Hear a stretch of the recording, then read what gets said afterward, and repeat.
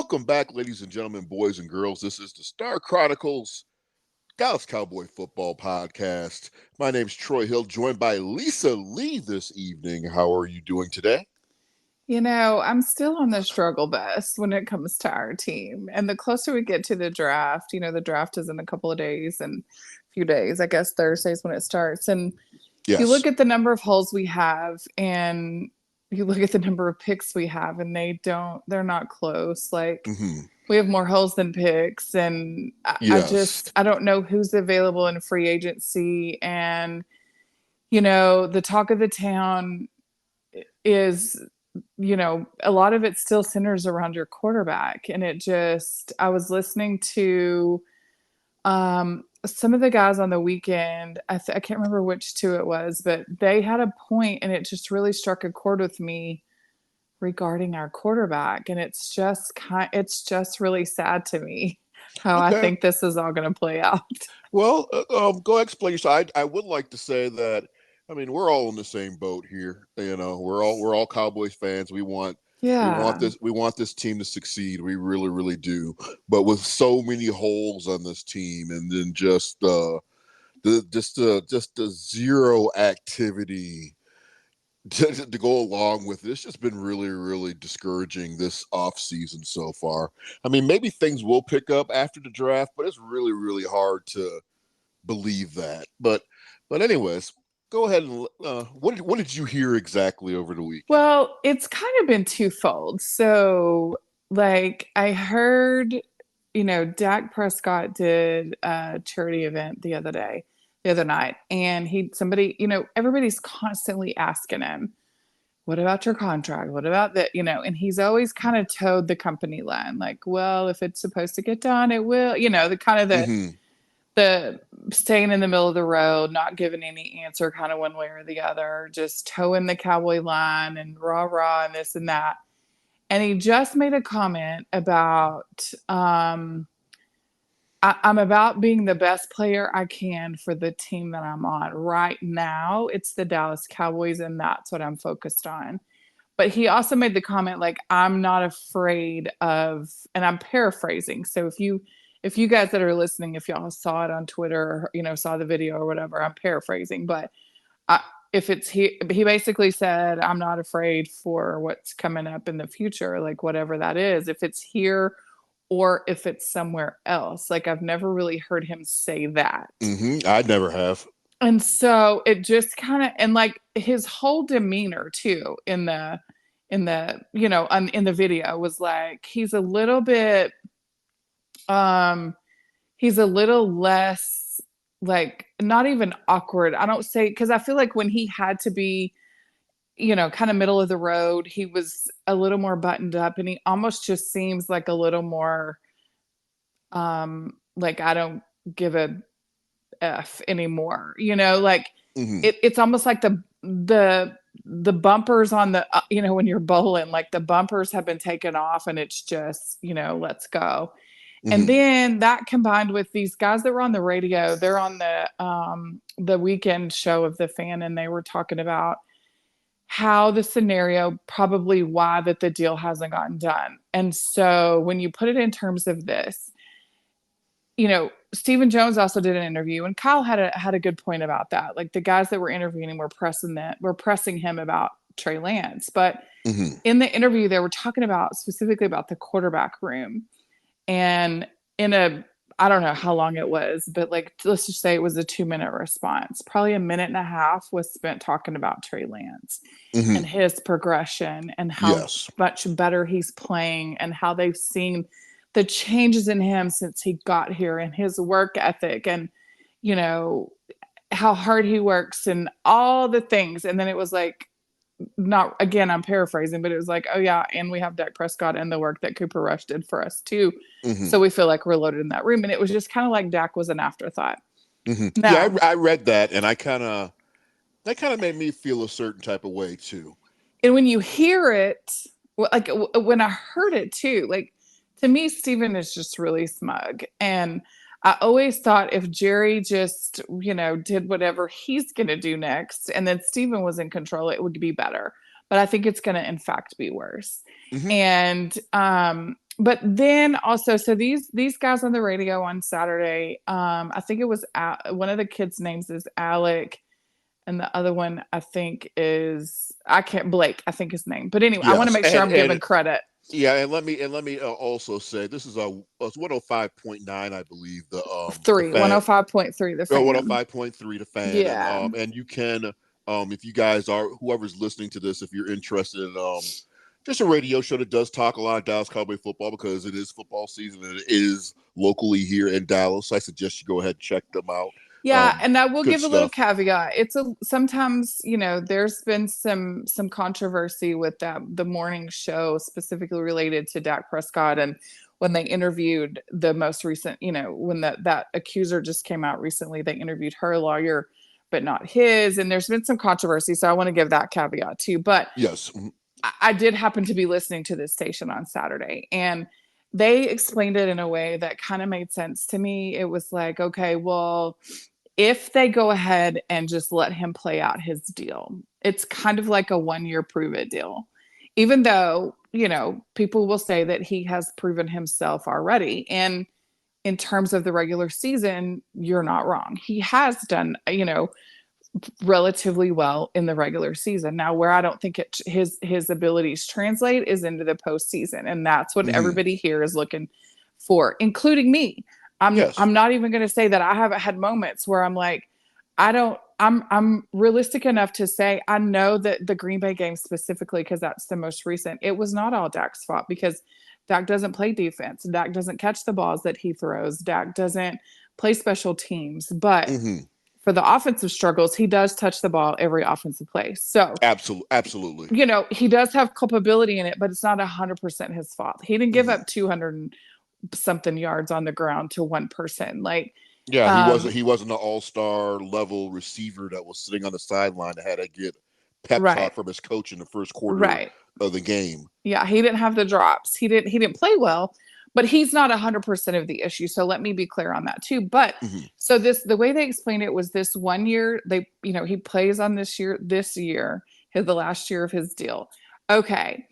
They're going to take the full cap hit. They're going to take the dead money hit of $59-ish million.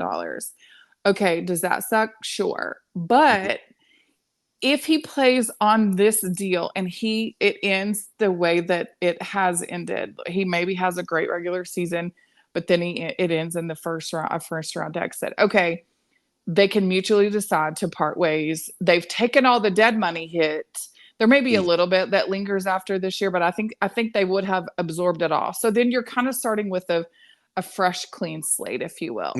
Okay, you've got to get CD's deal done. You've got to get Micah Parsons next. Okay, so then if you let Dak walk, you're going to probably roll with Trey Lance, who is going to be a significant step down, I believe, a backward step as far as regular, quarterback play. But so then let's say that scenario plays out. So you go to him, he's going to be cheap, which frees up the money to get Micah and CD, the level that they're going to need to get. It also frees up a lot of other things to where you can put other pieces in place. Okay. So then if that plays out, and let's say Trey Lance is not very good and you don't play well, he doesn't play well in the regular season. Well, you've gotten your 2 stars deals done with the freed up money.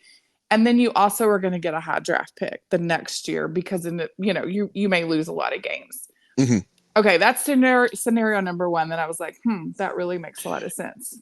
Well, see, yeah, it does make sense to me, and it just seems like the way press conferences or some of these interviews has been going on, the way it's taking place, is like they're trying to kind of position in that sort of change. You know what I mean? Just like the verbiage. You know what I mean? It's a very Jones-ish to do, So, but okay, so you just get the feeling like they did not bring Trey Lance in here. If they were going to move him, they would have moved him already. Yeah, they wouldn't have resigned because again. they would have gotten draft picks back for this coming weekend. That they what I mean? That they absolutely 100%. So if they weren't planning on him being their safety net, they would have already traded him because there are lots of teams out there.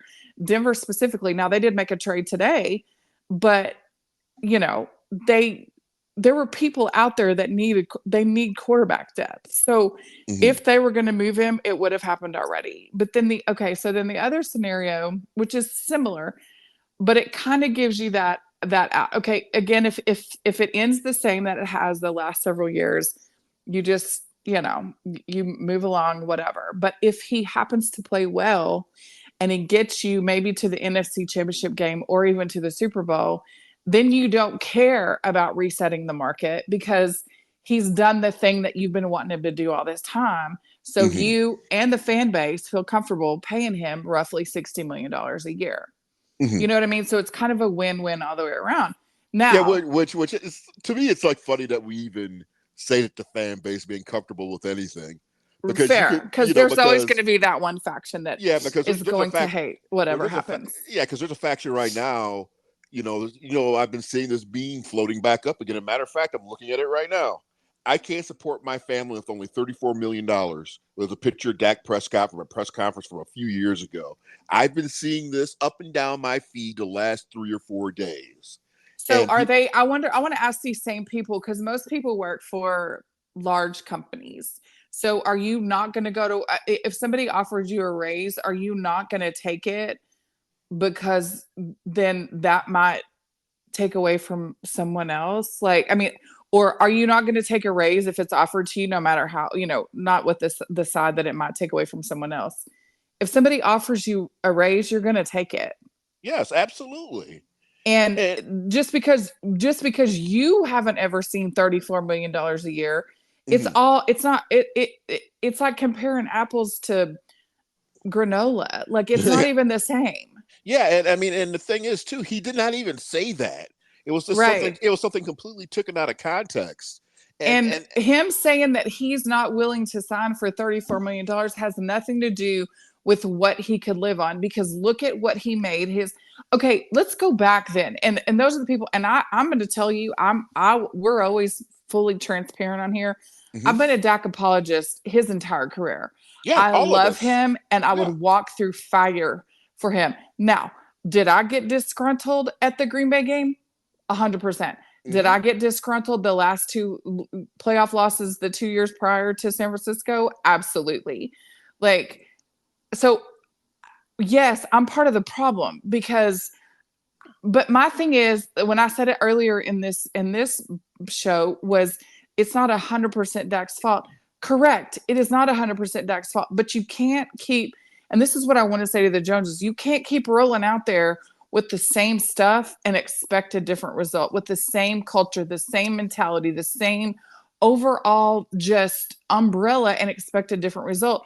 So while I Yeah. don't know what the answer is, and I don't know that getting rid or changing your quarterback is it, but at least, just like we talked about last week, at least make it look like you're doing something, you're trying something different. Hmm. And I think just for this within this last weekend, which is like the little things that come out, I think that's what they're just positioning for. That's what they're hedging for. They're already doing their pre-sale.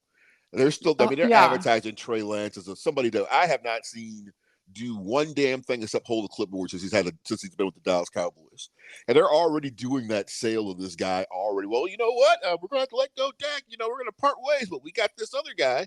You know, we're going to give him a year and see Yeah. what And it's happens. just, it's so, and the, it's just so Jones. It has the Joneses written all over it because A, it's controversial.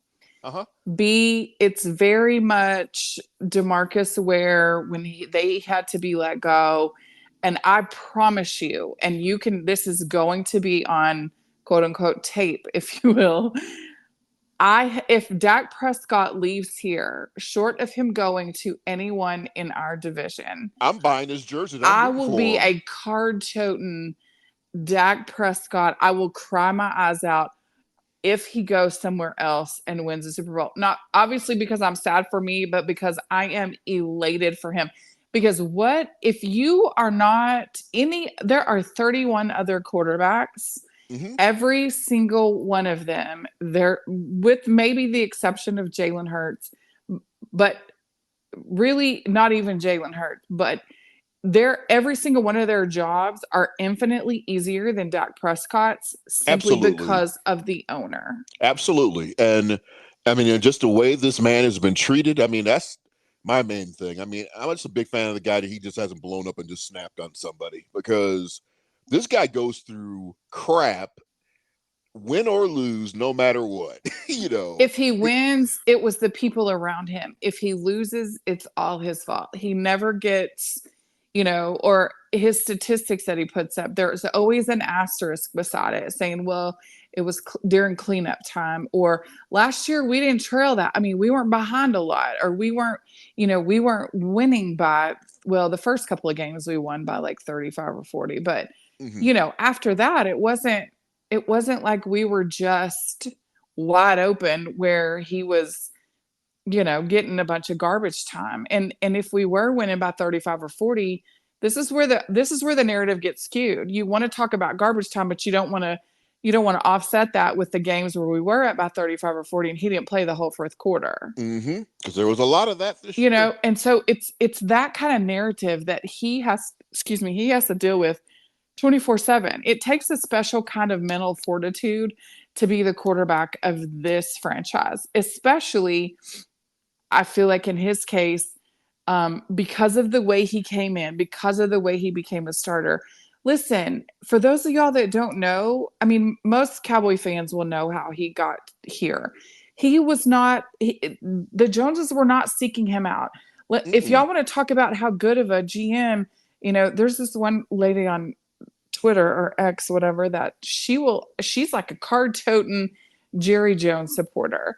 And she's a Jerry Jones apologist. And I'm like, I don't even understand it. But like, hmm Jerry wanted Paxton Lynch in Yep. that draft. You're 100% correct. I remember There that. was another one too that he wanted. And the two that Jerry was like adamant about he wanted to get are not even in the league anymore. Nope. When they got Dak Prescott, it was because Paxton Lynch went to the Broncos early, and whoever the other one was, I think he was from Michigan State. Um, but I can't think of his name right. Stanton, Drew Stanton, maybe. I don't know if it was that same draft. But anyway, there were two of them. And then they were both gone. And so in the fourth round came around, Dak was sitting there and they're like, okay. Like they took him kind of by accident. You know what I mean? And then when Tony had been hurt a lot before that, but then Tony got hurt in that preseason. And it just so happened that Kellen Moore was hurt too. And that's how Dak got the starting job. Yep. hmm It And like and and proceeded to go 9-0 or it whatever it was, yeah, it was was. it 10 and was it was 1. ridiculous. And I'm sorry, when you got that level of steam going, you're not going to go back to the other guy. I don't care what quarterback that is. It No. could have been Troy Aikman that was sitting there injured at that point, and it wouldn't have mattered.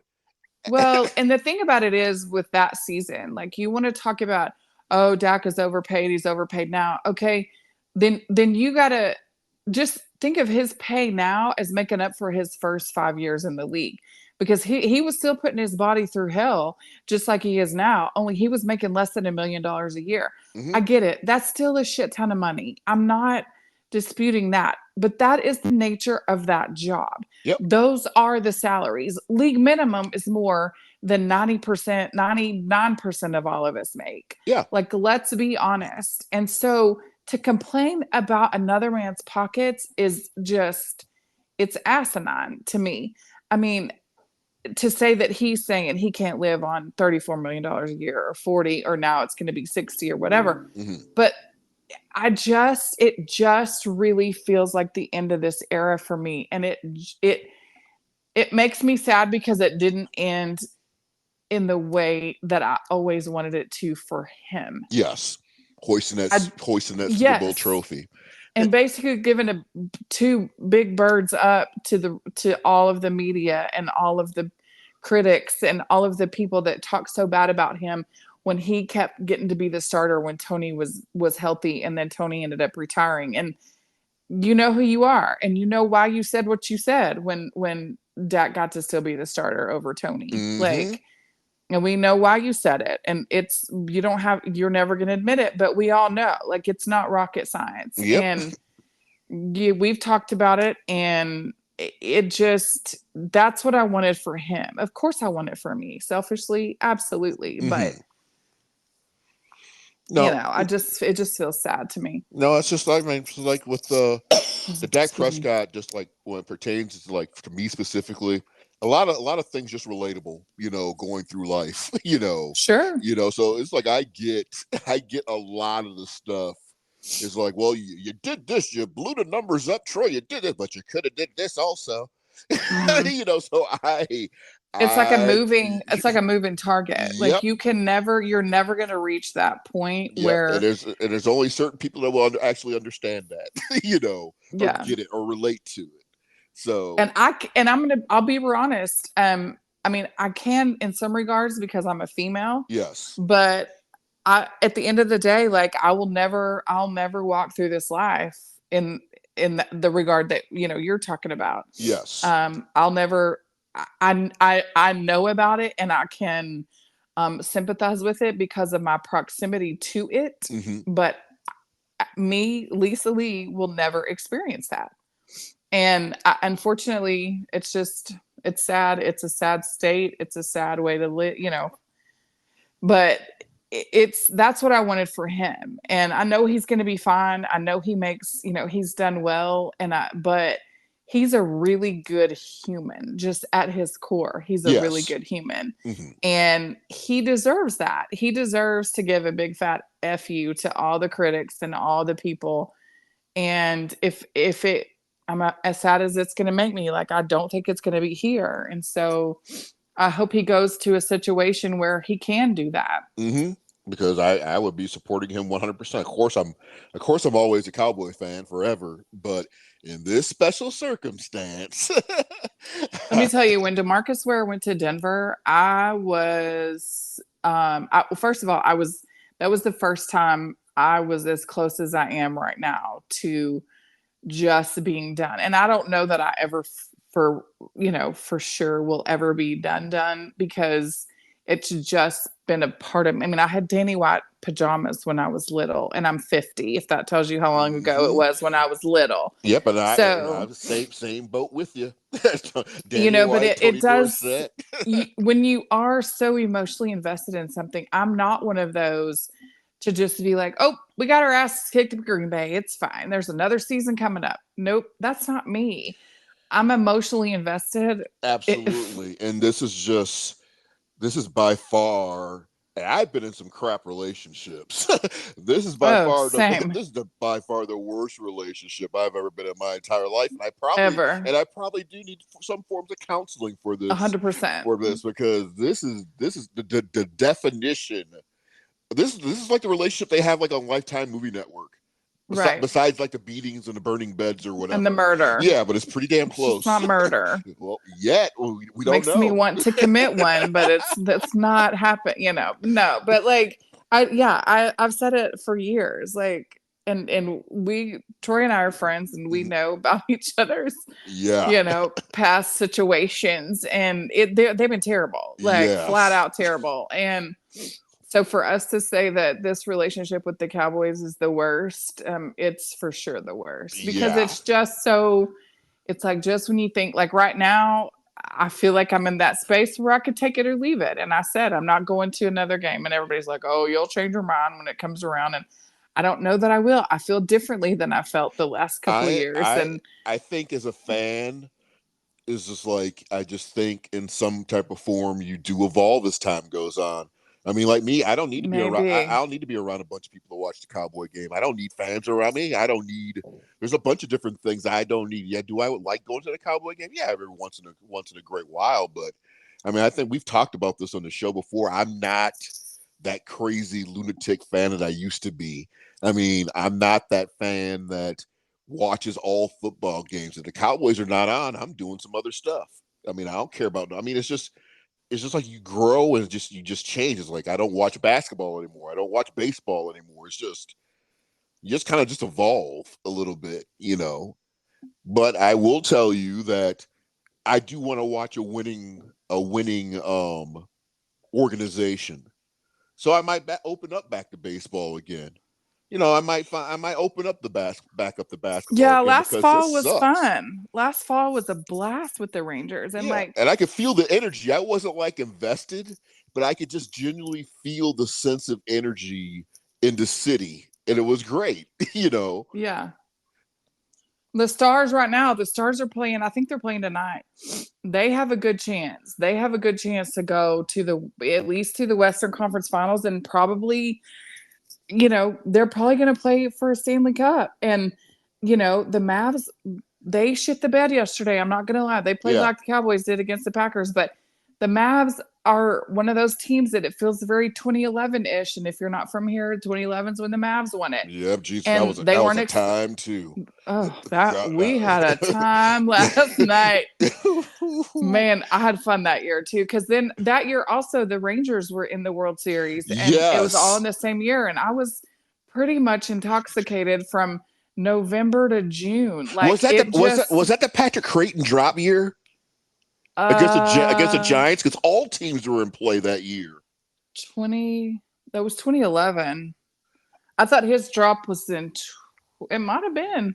Because I think that year we were all three teams were in play for Well, a the championship. Mavs had won it in like May or June or whatever in that year, and then or June, I guess, because that's when the championship is usually. And then football season started, everything was rolling, and then the Rangers were in the World Series, and then yeah, Yeah, it I gotta was figure it from out. June, yeah, from June to November. I was probably inebriated. Yeah, Just it was a it's a good good time. time. Yeah, I it mean, it was a was very going good out time.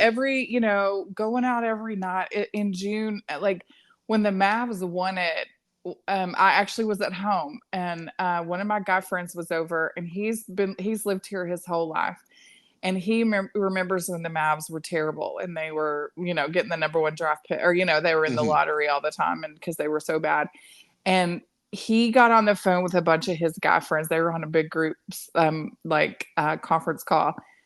Grown men were just teary eyed when they won against they beat the Heat in the finals, and because they remember what it was like. That's how I would be. I would be a blithering idiot, and I remember when the Cowboys won before, when in the 90s, but Hmm. I didn't have any disposable See, income to really celebrate it. and So it was and see back then it was such a good feeling because I wasn't here yet. So I had like our oh little yeah, we had like our little pocket of Cowboy fans up up north, uh-huh, but it was just great because it was like us because we felt like it was us against the damn world out there in yeah. Wisconsin state line area, Illinois or whatever. I couldn't imagine. I mean, just the feeling of the Cowboys winning a championship and I'm here. I mean, 15 minutes away from headquarters. Right. I mean, it's just like I want that. I want that moment so damn bad, and it's just like I don't know if it's ever gonna happen. Yeah, I don't know. I don't know either. And I think it all goes back to, and Kyle did make a good point the other day. He was like, they're good at building a team. They're not good at the X's and O's of it. But where does that go back to? Like, I think part of it has to do, I think the majority of it, in my opinion, it has to do with there's no level of accountability between ownership and operations. Like Nope. that's typically what in other organizations a GM would do. Yeah, it seems like it's structured where there's a lot of positions that are created for a person to be the scapegoat. Because Dak Prescott, scapegoat. Will McClay, he's actually a scapegoat. I mean, it's the way the whole thing's set up where the direct responsibility to ownership is never technically there. If you're not paying attention, even though you can And it clearly see it, but they have to. Well, and it's like we talked about the other day. Like, you don't know.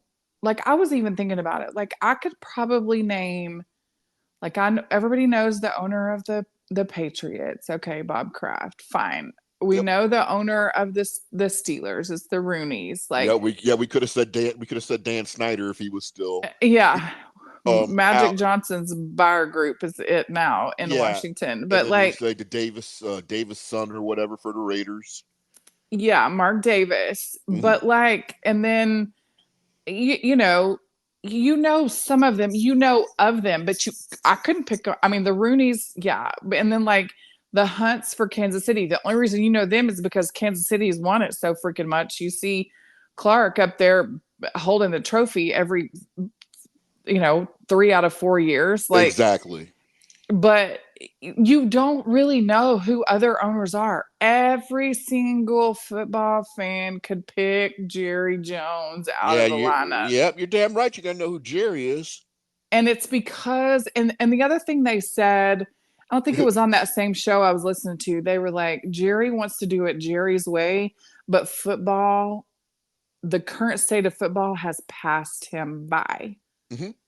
And he's still trying to team build and do all the things like he did in the 90s. Well, his greatest attribute he had was taken away from him when free agency was taken away. I mean, when free agency began, that's when everything really changed because he couldn't money whip players. Well, you mean the salary cap? Yeah, the salary cap. Yeah. So, I mean, he couldn't. I mean, that when that was taken away, that really killed him.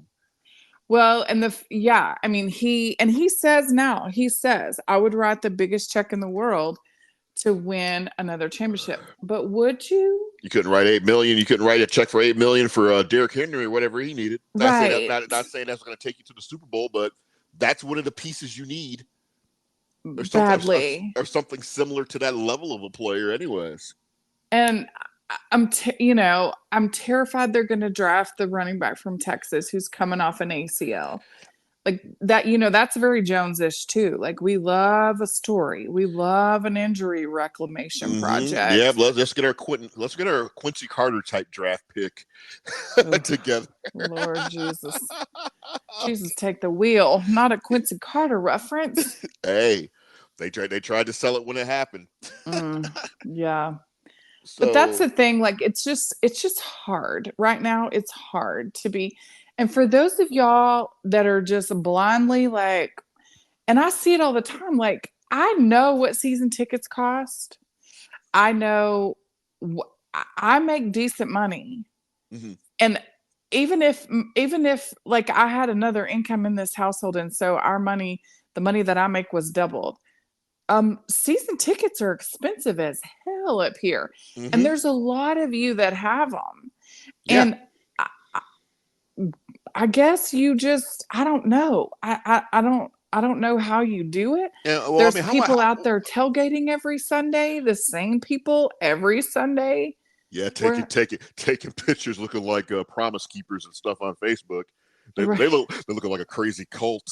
Yes, for sure. And that's expensive, and I don't understand it. But well, you think is a party pass still cheap? You think that? Because I see a lot of people sprinting into that stadium looking crazy. I couldn't do a party pass.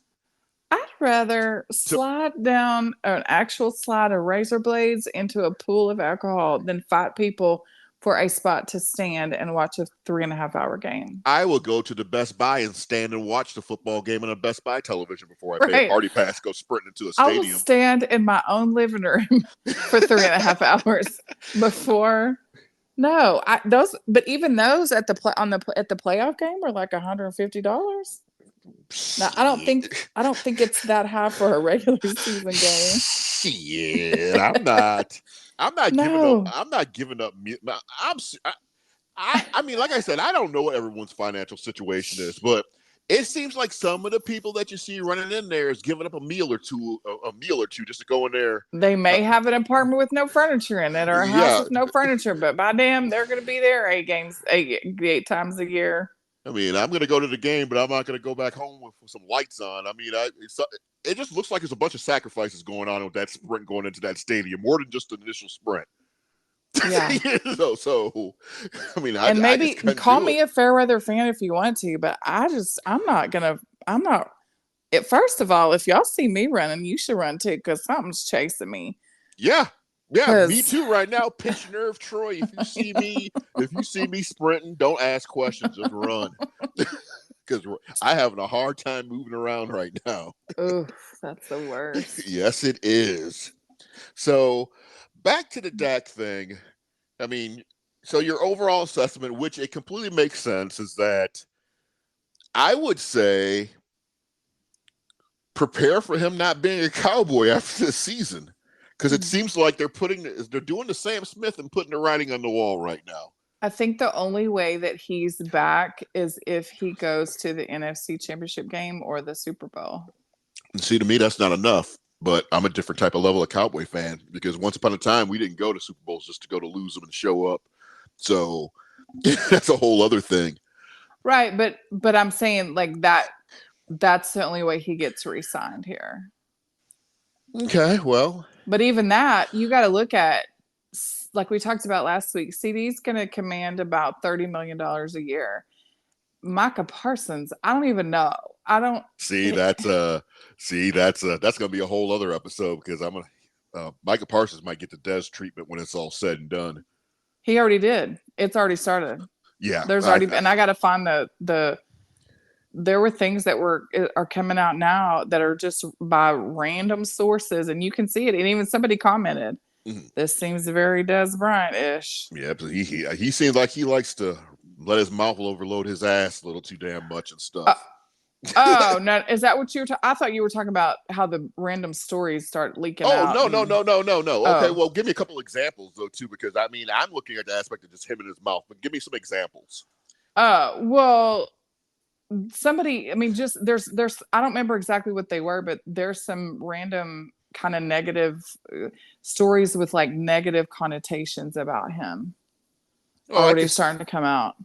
I can't remember what it was. I'll have to look on Twitter because I saw it the other day. Okay, kids, yeah, please share that because I'm sure if you're talking to the things I used to hear about Des before everything happened about the practices or lack of interest in learning, Oh yeah, that one was the one. That was one of them where I think but that was one of the ESPN guys that said he wants to play down, with his hand in the dirt because you don't have to, you just rush the passer. You don't, playing an actual linebacker is more, there's more reading the offense and reading, absolutely assessing and making calls and more intellectual studying and film study versus just pure athletic ability. That is very Des Bryant. Yep. That's a very, very real thing because actually me and Ron were talking about it. I told him that if Des Bryant was legit, he'd be probably retiring just about right now from some team. Anyways, if he was legit, if he worked on his craft, and did what like other receivers did, like Larry Fitzgerald and Jerry Rice, do the things you need to do to extend your career. Well, and Micah is gifted. He is a gifted athlete. True, but at some point, Father Time is undefeated. Yep, and especially in the NFL football, when you're getting wear and tear on your body on a weekly basis, you've already seen this man running around clubs and stuff. So you tell me how long that's going to last. How long is that athleticism going to last? Well, and you can see too, like he does. I'll give him a lot of credit. Like he does. You can tell he's giving 125% on each play. You can tell because by the fourth quarter, he's gassed. Yeah.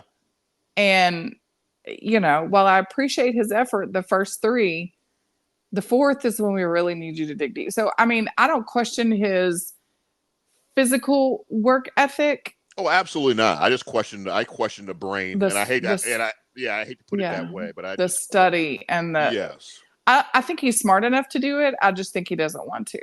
Yeah.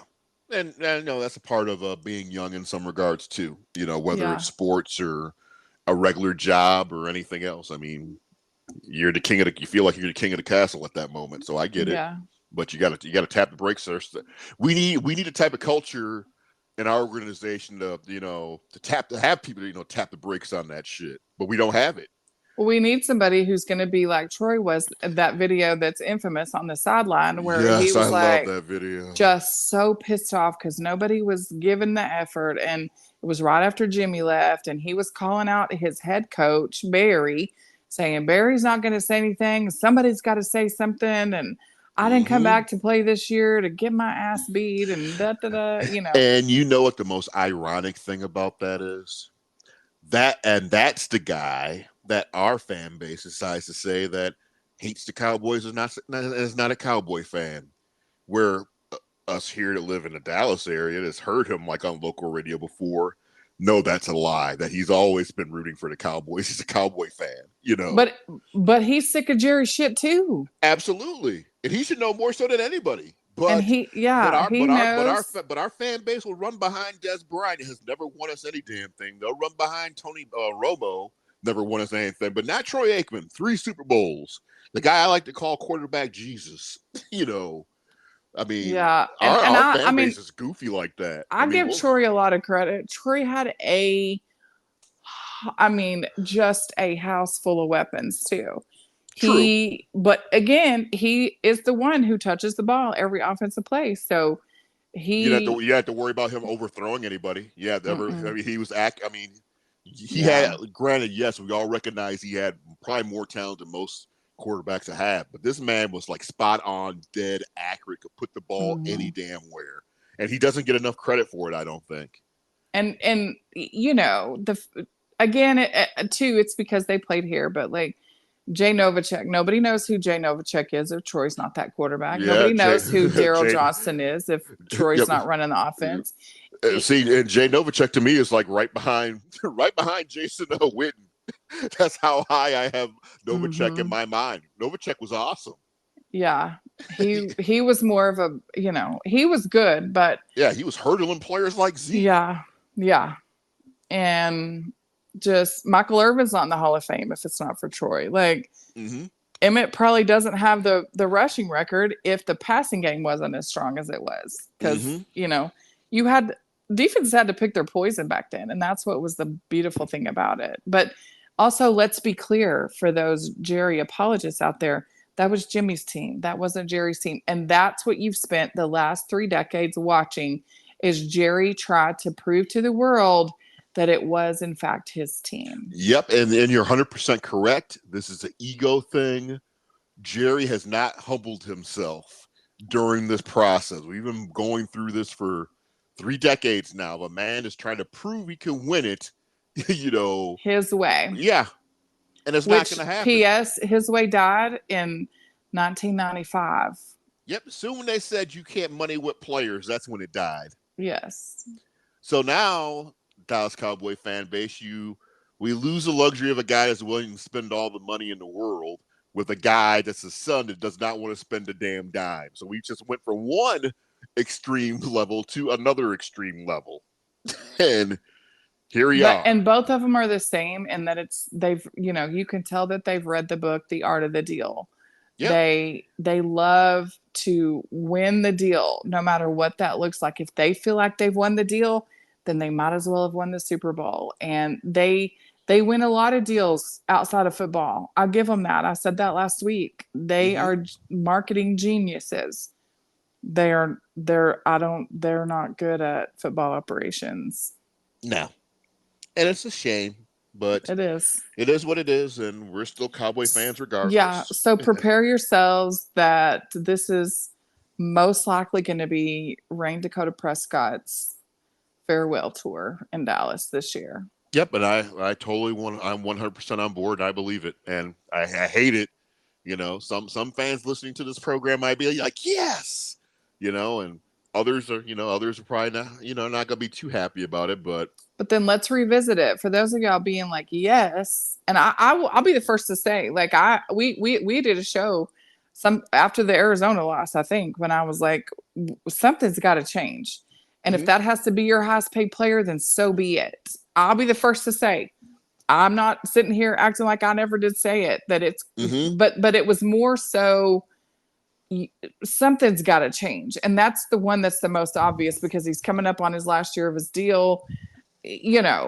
That frees up a bunch of money eventually, and so I'm going to not sit here and act like I wasn't one saying it, but those of y'all that have been card-toting anti-Dak, people, let's revisit it after your first season with anyone else. Yeah, I would like to see it, and I would also like to see for these people to actually say what the real reason is. But anyways, that's a whole other conversation because I know what the real reason is. Anyways. So then what are they going to say then when Trey Lance is your starting quarterback? Because it's exactly the same situation. It's gonna end up the same way.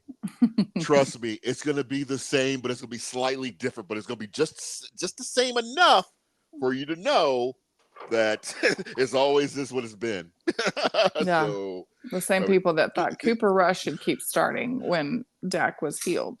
Yes, absolutely. Yep, good old Cooper Rush. But Mm. anywho, I like to thank everybody that listened to the program this evening. We all really, really appreciate it here at the Star Chronicles. If you do have questions, make sure you go ahead and contact us, and we will love to address what your question is on the show. Yeah, Um, we did Joel from Sacramento's last week. yeah, we did Joel and Paula. So, Yes, Paula. I so couldn't. we're I'm 50, so I can't think of people's names anymore. well, it's just barely. I have two flashcards here because I'm 50 and stuff. I wouldn't have remembered otherwise. But but anyways, do you have anything else you'd like to say to the people? No, just pay attention to what happens this weekend on the draft, and you'll know everything you need to know. Yep, and we will be back with some more opinions of what the Cowboys did after the draft. Definitely looking forward to that.